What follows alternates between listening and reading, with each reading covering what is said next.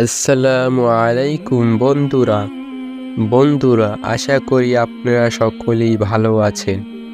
প্রিয় বন্ধুরা, আমরা সবাই জানি কবুতরের পা লাল, তার গলায় মালার মতন ভাঁজ থাকে। কবুতরকে বেশিরভাগ সময় মসজিদ, মাজার, বড় বড় দালানে দেখা যায়। এই জন্য পাখিটিকে মানুষ অনেক সম্মান ও ভালোবাসার নজরে দেখে।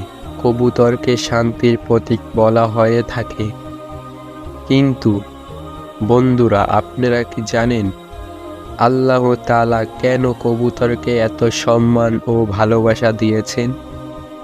আপনারা যদি জানতে ইচ্ছুক হন, ভিডিওটি শেষ পর্যন্ত দেখুন আর এই ভিডিওটিতে একটি লাইক করে দিন। তাহলে চলুন শুরু করি। বন্ধুরা, কবুতরের এই ব্যাপারটি নূহ আলাইহিস সালামের সময়ের তুফান এবং নূহ আলাইহিস সালামের সাথে সম্পর্কিত। হাদিসে পাওয়া যায়, নূহ আলাইহিস সালামের জাহাজ বেরানোর পর ভিন্ন মরুভূমির খোঁজ করার জন্য কাউকে পাঠানোর কথা ভাবলেন। সর্বপ্রথম মুরগি যাওয়ার ইচ্ছুক করল, কিন্তু নূহ আলাইহিস সালাম তাকে পাঠালেন না।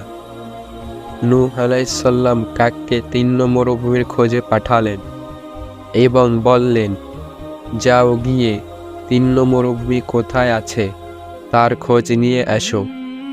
কিন্তু কাক মৃতদেহ দেখে সেটি খাওয়ার জন্য সেখানেই রইল এবং ফিরে এলো না।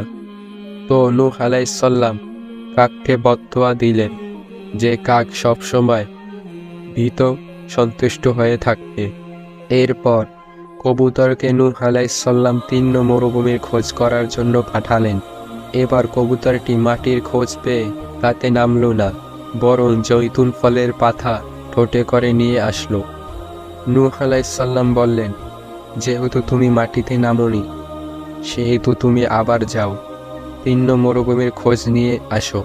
তো কবুতরটি আবার উড়াল দিল, কাবা শরীফের পাশে জমিনে গিয়ে নামল এবং দেখল যে জমিনে আর কাদা নেই, পাশে থাকা লাল মাটি শুকিয়ে গেছে। তার পায়ে লাল মাটি লেগে পা রঙিন হয়ে গেল এবং সেই অবস্থায় নূহ আলাইহিস সালামের কাছে ফিরে গেল। কবুতর কি আরজি করল, হে আল্লাহর পয়গম্বর, আপনি আমার গলায় সুন্দর একটি মালা পরিয়ে দিন, আমার পা রঙিন করে দিন এবং আমাকে কাবা শরীফের শান্তির প্রতীক বানিয়ে দিন। ফলস্বরূপ নূহ আলাইহিস সালাম কবুতরের মাথায় হাত বুলিয়ে দিলেন এবং কবুতরকে দোয়া করে বললেন, এর ঘাড়ে সুন্দর একটি ভাঁজ থাকবে, পা লাল হয়ে যাক, এর উপর রহমত বর্ষিত হোক, এটি কাবা শরীফের শান্তির প্রতীক হিসেবে মনোনীত হোক।